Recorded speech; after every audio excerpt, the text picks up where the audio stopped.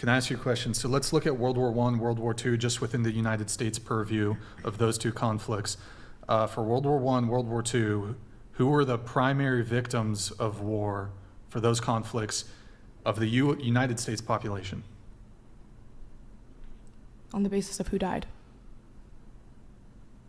So men or women? I don't know the statistics, but I think that more men died. Okay. I'm just a little, okay, so you said it was funny that we're painting men as victims when it comes to war. Could you explain that a little better? I don't know if anyone else wants to speak on this. I mean, when was the last draft? Vietnam. And So- how long ago was that? Well, I'll paint it this way. When it comes to the Vietnam War, there are men that would still be alive today that aren't because they got drafted.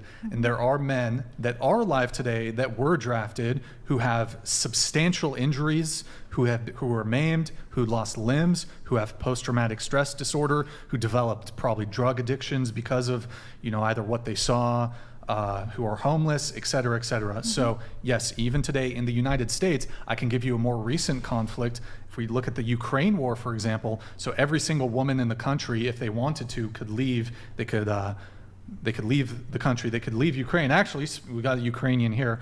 So all men between the ages of, I believe, 18 to 60 or 65, I forget the exact number, no men could leave the country.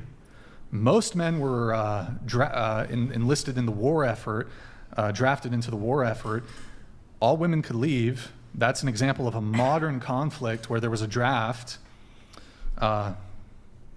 So, yeah.